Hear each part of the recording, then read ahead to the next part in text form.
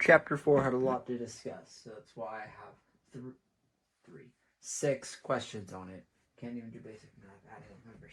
Okay, so number 3. We're given this function. We're told to do these things. Find the intercepts, excluded regions, behavior close to -4, and graphing it. So first, let's do the first 2. Well, let's do intercepts, because the second one will come with the graph. So if we wanted to find our intercepts, we would have to look at x and y. So x-intercepts are anything that make this entire thing equal 0. So luckily, it's already factored for us. Yay! So we don't have to do anything. This one becomes a 0 when you plug in x as 3. This one becomes a 0 when you plug in x as -4. So, and those are the only 2 things that we can do. The y-intercept is when we plug in 0 for both of these and then solve for it. So we're given a -3 here times 4 squared. -3 times 16 is -48. So our y-intercept is -48. All right, and then now that we're given those things, we also need to think about how our graph is going to move. First of all, let's look at the degree of it. So let's just box this immediately to show that this is our answer here for intercepts. So our degree is 3, because we have a 2 here, so that will become x squared somewhere down the line. And then we have another x here, so this would be the first power. The degree of this function is everything added up here. 1 plus 2 is 3. So our degree is 3, or more importantly, it's odd, which means that our end behaviors will look like this and this, or this and this. All right? We now have to find out how our a value will look. Our a value is just our coefficient at the very front. So we have a positive here and a positive here. Anything with the 2 will then make it positive. So positive times positive is a positive. So our a value is positive, meaning that our end behaviors will either look like this. Nope. It'll either look like this or like this. We know that because in order for this to go like that, for positive to be like that, things have to go up on the right. And then our degree being 3, things have to go opposites. So find the one that both of them share. This one is the one they both share. So our end behavior looks like this. Now we can erase these. So that's what our end behavior is going to look like. Now we have our end behaviors, we have our intercepts, and then one thing let's note is that we need to note our multiplicities now. So odd multiplicities mean they go through the x-axis. They would go through the x-axis. And then even multiplicities mean they bounce off the x-axis. So they'll look like that. So now we can create our graph. Now I'm going to do the excluded regions and the actual graph on the same graph, although your textbook does them where they're not on the same graph. But just because I can do this on the same one, I'm going to. All right, let's scale our graph now. Hey, can you stop itching yourself? Stop. Gosh. Okay, so we're going to go 2, 4, 6, -2, -4, -6. Because then that'll include both of these. And then also give room to spare. All right, now let's do our y's. What I'm going to do is have it go by 24. 24, 48, 72. And then 24, 48, 72. All right, so -48 is our y-axis intercept. And then x's would be 3. So this is 2, that's 3. And -4. -4.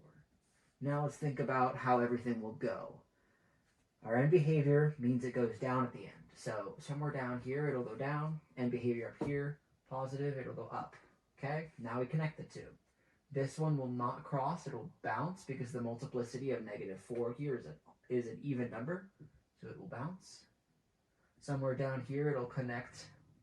It might keep going, it might not keep going. Like we actually just don't know.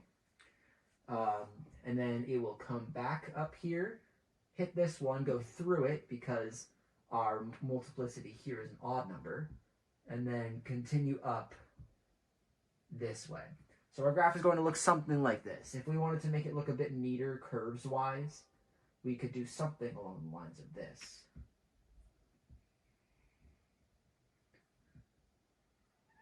And then that looks a bit nicer. Although, just because our y-intercept is here doesn't necessarily mean that it's going to be the bottom of this. All right, so now our excluded regions are regions where our graph cannot be under any circumstances. And I'm going to use blue to talk about our excluded regions. So our excluded regions are literally just anywhere where this graph cannot be under any circumstances. So over here, we said it crosses. And here, we said it crosses. Places where they cross are where our boundaries of excluded regions are going to be.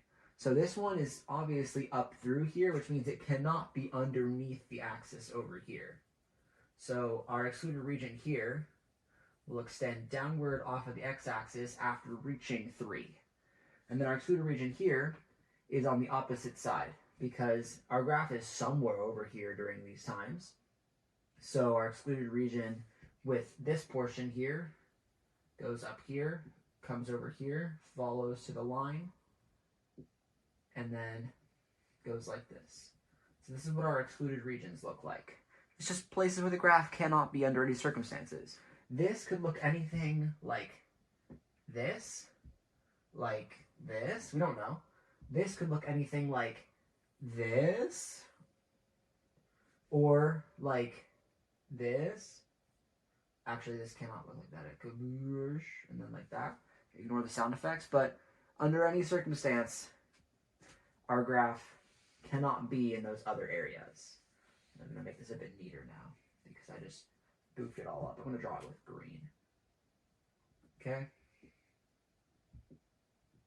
So it'll look like this. So that's what our graph will look like. And then these are excluded regions. And just so you know, this continues past the axis. It's just I don't want to have to color over that because then we can't see our scale. All right. So this is what our graph looks like. The green line is probably the most accurate of the bunch. Now we have to think of our behavior close to -4. So our behavior close to -4, this one was a toughie because we weren't explicitly taught how to do this. But how I was told to do it is take the function. We have f of x, x minus 3, x plus 4 squared. If we're looking for close to -4, we need to think about what the function itself looks like. Like what f of x equation looks like it if we zoomed in on just this portion of the graph. So if we zoomed in on just this portion of the graph right here, actually no. If we zoomed in on just this portion of the graph right here, where we have a -4 right here, how does the actual graph look? I'm going to put it on top. The graph looks something like this. Something like, I'm going to use a different color. Like this. Something like that. We know that because if we zoomed in here, it looks like that. So we know it's going to be a parabola where it faces down. So how we get to here is we plug in x, we plug in our -4 for x, for everything except for what will make it 0. So we go like this. F of x is equal to, this won't make it 0, so we plug it in here, -3. Okay, this will make it 0, so we don't plug it in there. We just leave it as x. Okay, f of x, now we simplify. -4 minus 3 is -7. X plus 4 squared. Does that check out from what we said it looked like before? Yeah, it does, because -7 goes down. And it's all it's saying is that it looks like this, x plus 4 squared, but it has a stretch downwards of 7. So it's very steeply going downwards, is all that 7 means. But this is what our end behavior close to -4 looks like. And that would be 3, the answer for all of 3. All right? Now, let's go on to number 6. Number 6 is a revenue problem. It says, what's the max revenue? Max revenue, which I'm going to use R, lowercase r to represent revenue, and price, P, that gives max R. All right? And then the equation it gives us that represents their prices is price is equal to -1/6 times the quantity plus 80. X is our quantity. It's just how many items there are. So we know that when you buy something at the store, it has a price. So if you buy one of these things, actually, you know what? I talked about these things having like an $8 price before. One of these things costs like $8, which means we can represent how much money the people make it by saying their revenue is 8 times the amount they sell. This 8 is our price, so P. So if we derive that whole equation, we have revenue is equal to price times the quantity sold. So this equation they don't explicitly give us, but we need to know it because it's just a fact of how it works, of how just business works, but it's not explicitly given to us, and without it we can't solve the problem. So, I mean, we're not given R anywhere in this equation. We need to solve for R. So now we're given these two equations, and we have a piecewise function now. Now, what we're trying to solve for is R and P. So let's make a function that includes R and P by solving for X and then substituting whatever we get in X into this equation. So we have R is equal to Px. Now let's isolate X. X is equal to R divided by P. All right, now let's plug in this value for X into that equation. P is equal to -1/6x plus 80. Let's plug in that X value that we just got. P is equal to -1/6 R over P plus 80. P is equal to -R over 6P plus 80. Okay, now the hardest part is figuring out where to go from here. We're trying to solve for an R because our R is technically like our Y value here, and our P is like our X value. So we need to get R isolated. So how do we get this P out of here? Let's multiply everything by P. Okay, so now we have P squared is equal to -R over 6 plus 80P. Now things look like a quadratic, which is exactly how we want them to. Multiply everything by 6, get that R alone. 6P squared is equal to -R plus 80P. Let's add this R over and subtract everything else over as well. So now we're given R is equal to 6P squared plus 80P. Checking to make sure that that's what I got.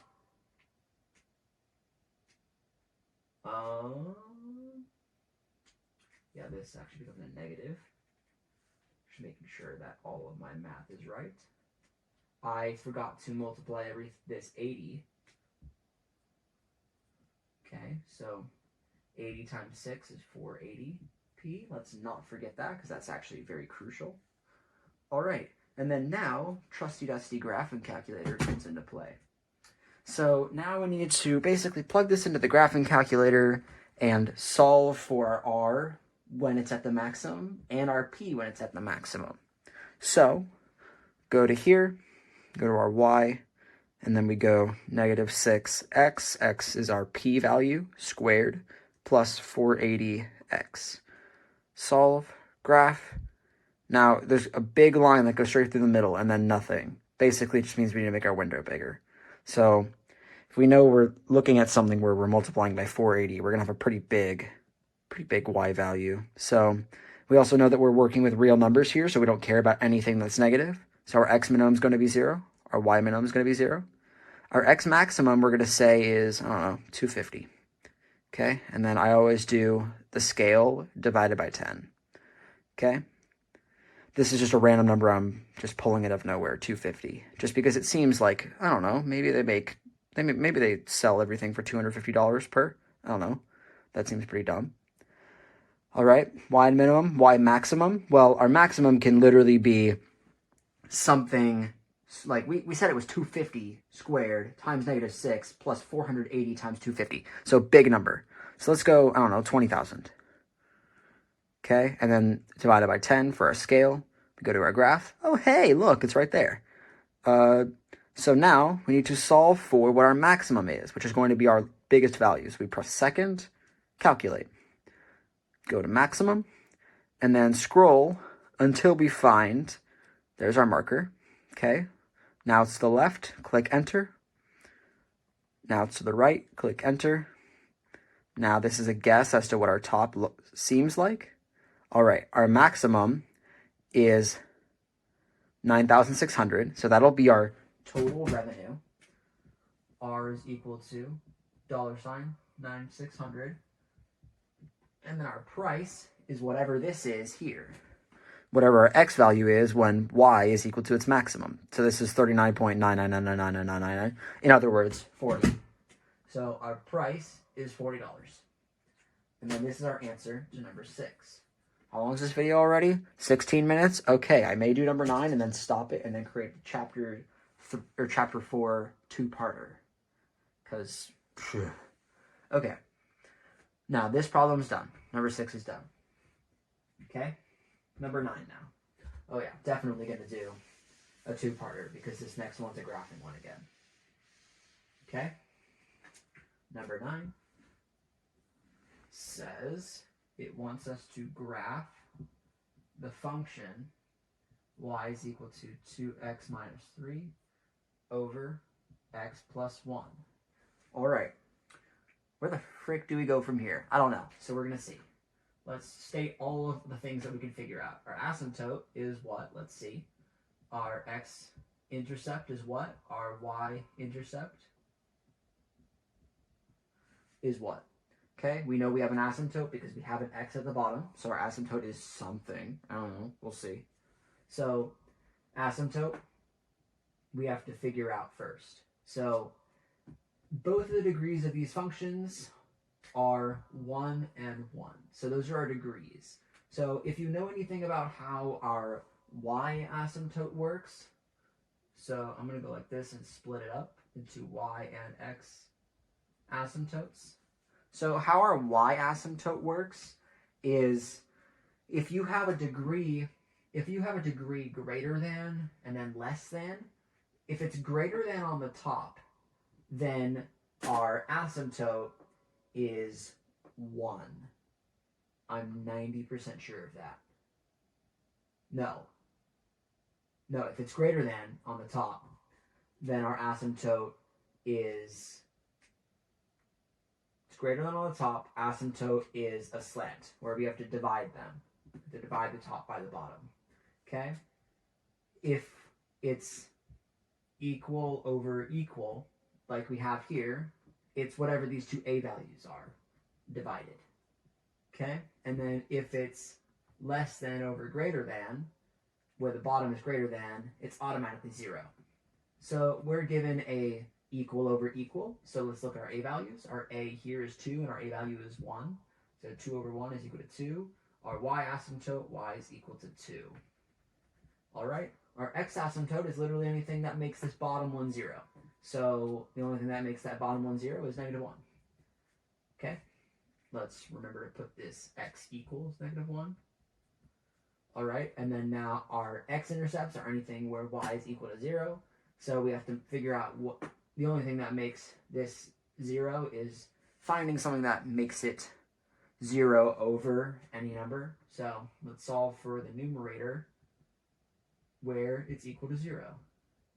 2x minus 3 added over 2x is equal to 3. X is equal to 3 over 2. So our x asymptote is 3 over 2. All right. Now let's figure out our y asymptote. Our y asymptote are when our x is equal to 0. So 2 times x is -3. 1. Our y asymptote is -3. Okay? So now we can start graphing. So let's think about how we want to graph this. Our parent function, why did I just erase the whole thing? Did I just erase the whole thing?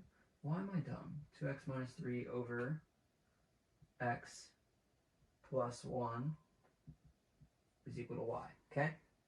So our parent function of this looks something like this, 1 over x. So how the 1 over x functions work is we have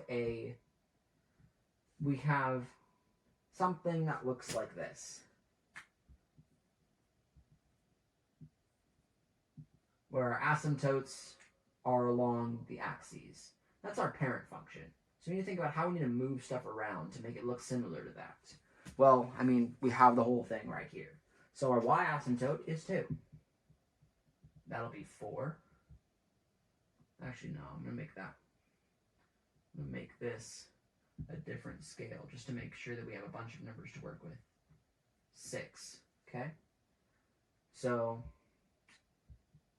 8. I like working with more numbers than I need to. 1, 2, 3, 4, 5, 6. 1, 2, 3, 4, 5, 6. Okay, and then this is all going to be by ones. All right.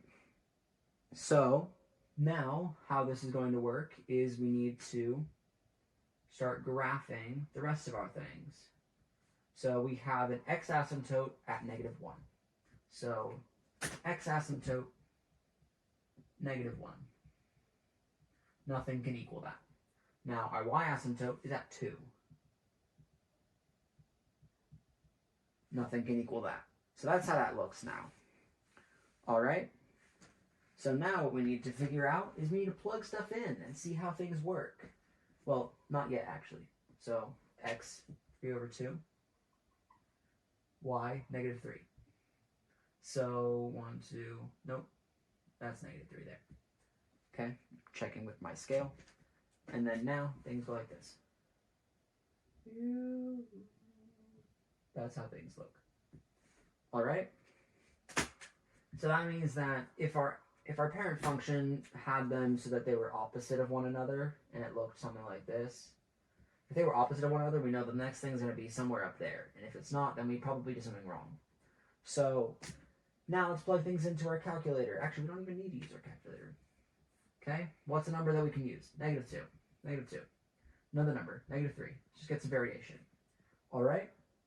Now, let's solve for x and y. If we plug a -2 into here, 2 times -2 is 4, minus 3, or 2 times -2 is -4, minus 3, -7, over -2 plus 1 is -1, so positive 7. Okay? Which checks out, because positive 7 would be right here. All right? Now our -3. 2 times -3 is -6, so minus 3 is -9, over -3 plus 1 is -2, which is 4.5. Okay? So now we have -3. 4.5 is like a quarter of the way up. All right? And then now we can graph. So that's how our graph looks. And that's it for your graph. All right. This video, oh my gosh, 24 minutes. Holy. Okay. Chapter 4, two-parter, incoming. All right. 10a states that we have a point on x comma y that is on the function y is equal to 3x minus 1. And then we also have another point, this is an and sign, another point that is -1 over, or -1 comma 3. And we want to know the distance between any point on this line with this function and this specific point. So what's our distance formula again? Distance, d, is equal to, I'm going to start using blue because this marker is starting to get bad. Distance, d, is some square root where we have x, the second x minus the first x squared plus the second y minus the first y squared. That's our distance formula. So now we need to plug our known values in. So let's figure out what our known values are. X1, Y1, X2, Y2. That's another X. Y2. So our X1, if we set it this, if we set that this is our 1s and this is our 2s, we have X1 is just the letter X, Y1 is just the letter Y, X2 is this -1, and then our Y2 is this number 3. Okay, but we're not done yet because we're trying to get it in terms of one variable. We know that y is equal to 3x minus 1. So we can replace this y here with 3x minus 1. All right, and then now we plug stuff in. Distance is equal to square root something. X2 is -1 minus x1 is x squared plus y2 is 3 minus our y1, which is 3x minus 1 squared. Okay, that's our distance again. Making sure I'm on track. Yes, I am. Cool. Distance is equal to square root. Now we literally just simplify everything down. Okay, x squared negative x times our other number, so x, which would be positive, and then it becomes a 2 because we're doing it twice, 2x, and then -1 times itself is 1, plus, if you're wondering how I got from here to here, please just FOIL it out. Okay, 3 minus 3x minus 1 squared. Now, so I don't have to write everything out again, I'm just going to quickly do this one. 3 minus 3x minus 1. So 3 minus 1 is 2. 2 minus 3x. And then we're looking for everything squared. So 3x squared, negative 3x squared is 9x squared. And then now negative 3 times 2 is 6. Times 2 is 12. So it would be plus 12x. Right? No. No? Did I boof some?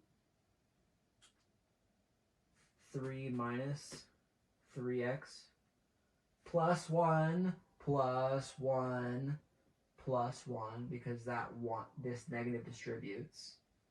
See? So we have a 4 minus 3x. So 4 times 3 is 12 plus 24. It actually be minus 24 because we have a negative times 2.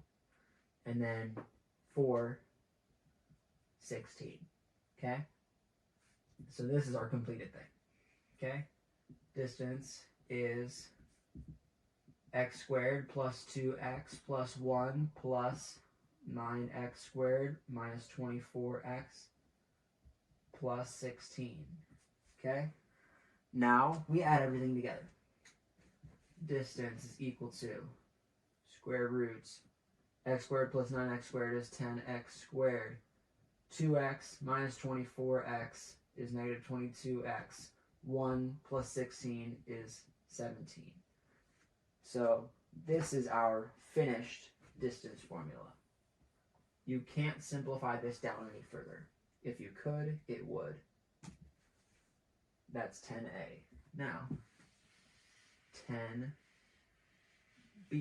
No, not 10b. We're not doing 10b. 12 states that we have a rectangle inscribed inside of a semicircle with a diameter of 8 centimeters, and we want to find the area of this rectangle as a function of the width of the rectangle. So one thing we know, let's just draw it again so we can mess with it. Okay? We know that if this is our length here, and this is our width here, we know that from any point to the outside of the semicircle is our radius, which our radius is half of our diameter, so 4 centimeters. If this looks like a right triangle, you know where this is going. So we know that this width is 1/2 the width, is the length of just this segment here. We know this entire thing is the segment of the length, and then we have our 4 centimeters here. I'm going to tell you now that whatever you're trying to solve for, you're going to make the more complicated one. So this 1/2 width is going to be what you're trying to solve for, because it will minimize you stress and anxiety of trying to solve for it if you're not doing it like that. Because this L will then cancel out later. We're going to see how that works right now. Any function of area for a rectangle is length times width. And then now we can also solve for a length times width with the Pythagorean theorem, because we have a right triangle. C squared is equal to A squared plus B squared. Okay? Now we can simplify and kind of put this piecewise function together and take out this L. So let's do the same thing we did with the revenue problem. A is equal to length times width. A is equal to A over W is equal to length. Now let's substitute length into here. So 4 squared is equal to, we have our A over W squared plus 1/2 width squared. Now, how am I going with all of this? Am I going well? Am I going fine? Yes, I am. Okay. So now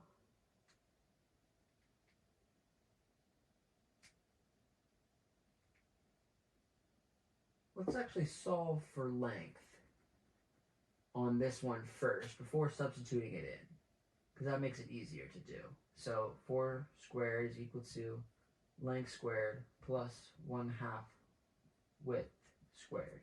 Let's solve for length so we can just plug everything together in evenly. So length squared equal to 1/4 width squared minus 16. Length is equal to the square root of 1/4 width squared minus 16. All right. Now we can even simplify this down even further. Length is equal to square root of, let's take out this 1/4 from it, because 1/4 is a perfect square. So 1/4 W squared minus 16 divided by 1/4 is 64. Length is equal to 1/2 square root width squared minus 64. Okay? Now we can just substitute this in for that. So A over W is equal to 1/2 W squared minus 64. Multiply this W over, A is equal to 1/2 W width squared minus 64. This is our completed area equation.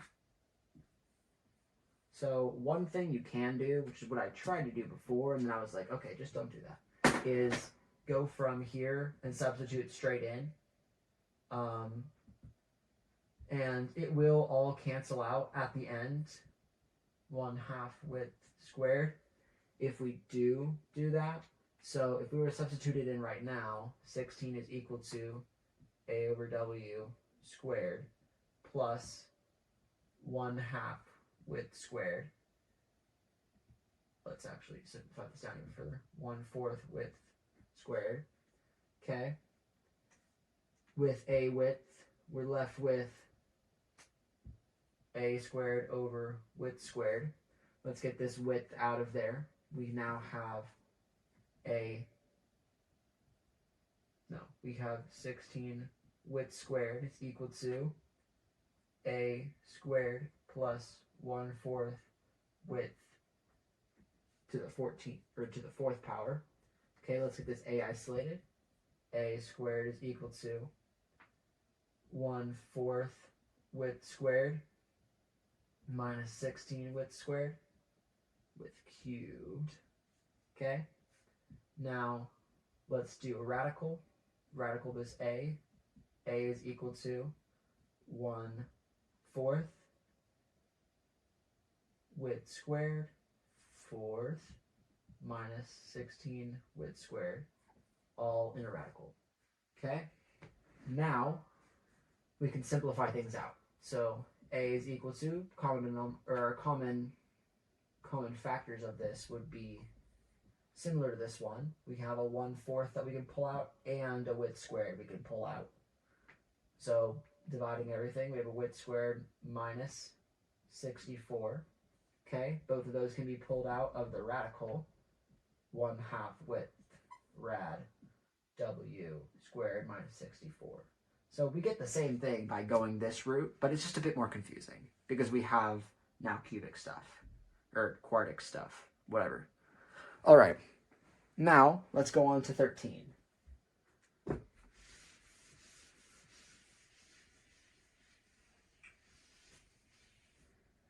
And in theory, it doesn't matter which ones we set as length and width for this, but it makes it easier if we set the thing that's half as the thing we're trying to solve as a function of, like I did.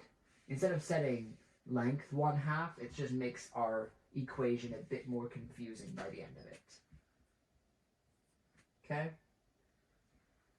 13, we have a 13a and a 13b. Okay? We have a 13a and a 13b. Okay? So if I pull up how these actually look, because I don't have them pulled up, probably would have been a wise idea to do that beforehand. The page is 321, 421, almost. I have the numbers down, but not the pages. Okay? 321, we have these two graphs, and it says, explain why each of the following graphs cannot represent a polynomial function with the highest degree term, negative x cubed. So, looking at these, our 13a looks like this. 13a goes like this. Our 13b goes like this. Squiggle up, goes back down, up again, and then down again. Okay? That's how they both look. Now we need to explain why both of those aren't functions where our leading value is negative x to the third. We need to explain why they're not that. So, first of all, let's look at this one. We have our end behaviors that go like this. Okay, this one we have our end behaviors that go like this. This one we have 2 turning points. This one we have 1, 2, 3, 4 turning points. Okay, the maximum amount of turning points we can have in any function is 1 less than its degree. So if the leading term has a degree of 3, the entire thing is a degree of 3. So the amount of turning points we can have is equal to degree, I'm going to just bracket them so they count as singular numbers, degree minus 1. So for this function we have is equal to 3 minus 1, so 2 max TPs. Okay, this one checks out. That one's fine. This one doesn't. Okay, so that's the reason why this one can't be. It has greater than 2 TPs. Okay, now let's look at how our end behaviors work. End behaviors of this function where our a is, or or our degrees odd will either be opposite of one another, will both be opposite of one another, but we don't know which direction it goes.